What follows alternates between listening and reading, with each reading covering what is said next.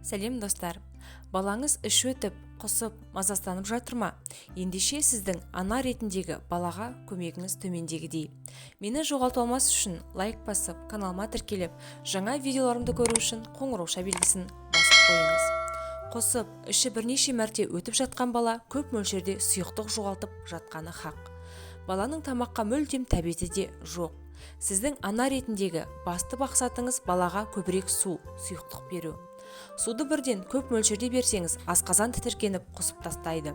Сол себепті аз-аздан жиі су беріңіз. Әр 5-10 минут сайын 2-5 мл беруіңіз қажет. Тек осылай балаңыздың жағдайы нашарламауына көмектесесіз. Себебі ішек инфекцияларында ең қауіптісі сусыздану. Әсіресе компот пен кесел өте тамаша көмектеседі. Компоттың өзінде қағында пюре қылып берсеңіз, ішек микрофлорасына оң әсер етеді. Компотты қантсыз балаға үзбей беру баланы ішек инфекциясынан қорғайды. Құсу азайғанда балада тәбет бола бастайды. Қандай тамаққа тәбет оянса, соны берген дұрыс. Аш ұстамаңыз. Тәбеті болса, асқазан ішек жолдары тамақты қорытуға дайын деген сөз. Сиыр сүті өнімдерін шектей тұрыңыз, тек сүзбе ұсынсаңыз болады. Бала бұрын жеп көрмеген жаңа тамақты жазылмай тұрып балаға бермеңіз. Күріш, перловка сынды крупаларды қайнатып, жеңіл, майсыз көкөністер қосылған ет сорпасын ұсынсаңыз болады. Ішек инфекциясы кезінде ең қауіптісі ол сусыздану. Яғни ағзаның көп мөлшерде су, тұз, электролиттерді жоғалтуы. Бұл өте қауіпті.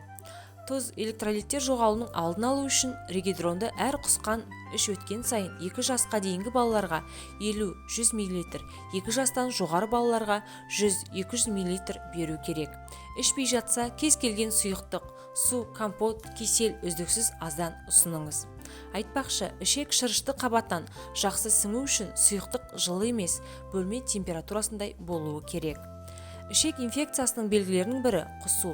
Құсу болдырмау үшін суды да, тамақты да аз мөлшерден қабылдау керек.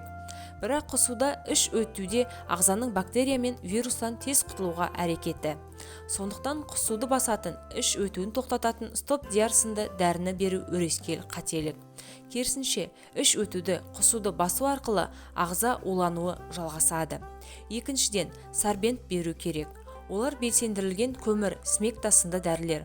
Олар өз бойына ағзаны улап, құсу мен іш өтуді шақырып жатқан вирус, бактерия, токсиндерді сіңіріп алып сыртқа шығарады.